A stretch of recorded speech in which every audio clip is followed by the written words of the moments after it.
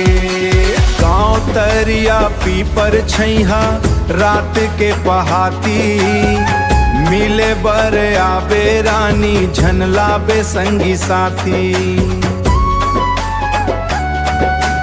जान ढर ही गाँव बस्ती कहूँ संगी साथी, घर के उड़हरिया तोला भाग जाहूँ आधी राती। घर के उड़हरिया तोला भाग जाहूँ आधी राती। तोर मन मोहनी रूप ला देखे गोरी सुध भुला गे मोर वो।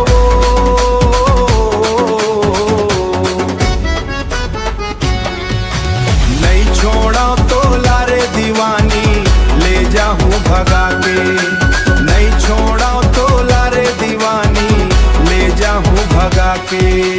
जान डार ही दाई दादा तोर कहूँ छोटे भाई, घर के मोला लबेदाम वो गढ़त ले पिटवाही।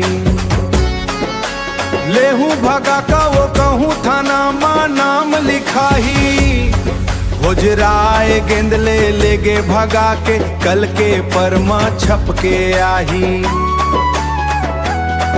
होजराए गेंदले लेगे भगा के कल के परमा छप के आही। तोर मन मोहनी रूप ला देखे गोरी सुध भुला गे मोर वो।